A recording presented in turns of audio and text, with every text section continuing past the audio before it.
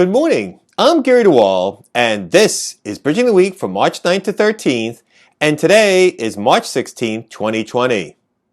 Last week, financial services firms and regulators worldwide continued to anticipate and endeavor to mitigate potential issues related to the expected increase in remote working in light of the COVID-19 pandemic.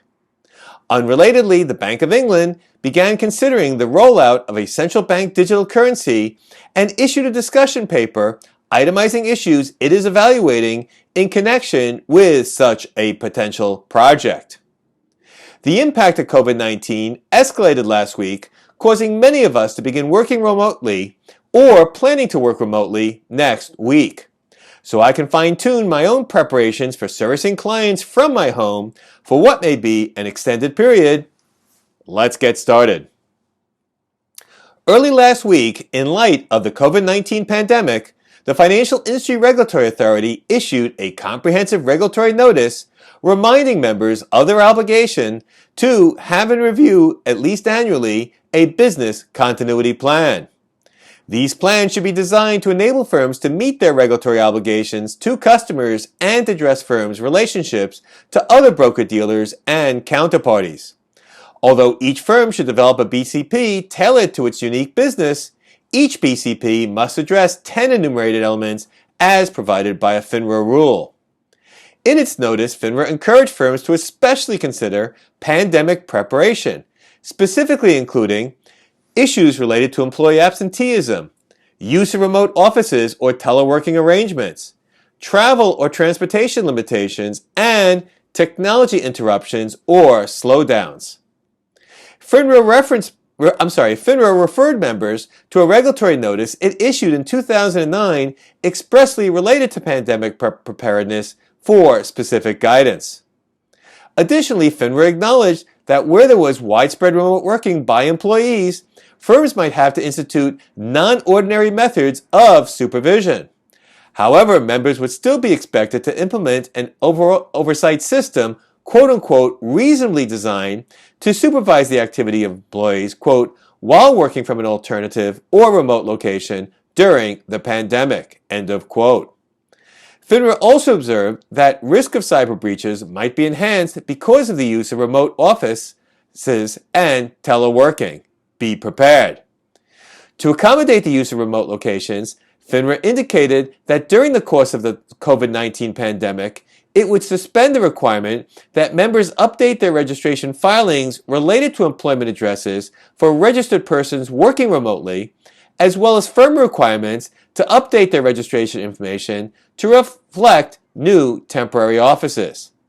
FINRA did request, however, that members use their quote-unquote best efforts to notify their FINRA risk manager of any new temporary office space or space sharing arrangements. FINRA also cautioned member firms to exercise caution in validating the identity of customers from remote locations. The National Futures Association issued equivalent guidance last week for its derivative members. For a high-level review of the subjects addressed by regulators and self-regulators in the US and Europe last week, check out the article version of Bridging the Week at www.bridgingtheweek.com. I also provide some practical tips on supervising remote employees there. And finally, the Bank of England published a discussion paper regarding its potential issuance of a central bank digital currency. Although the bank noted that it has not taken any final decisions, it indicated that the time has come to, quote, consider what kind of money and payments will be needed to meet the needs of an increasingly digital economy, end of quote. Currently, said the bank, the public can hold money issued by it in the form of banknotes.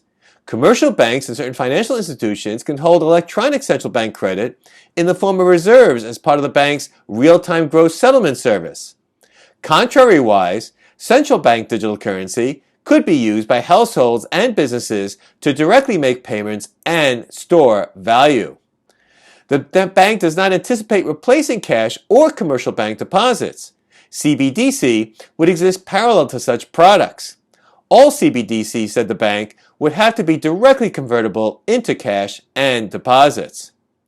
The bank anticipates enabling private sector companies, so-called payment interface providers, to leverage CBDC to create greater choices for consumers.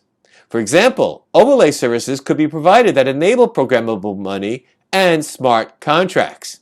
CBDC would rely on a core data ledger that the bank might operate itself or could utilize a distributed ledger technology. Critical, however, is that any platform satisfies core design principles, quote, of being reliable and resilient, fast and efficient, and open to innovation and competition.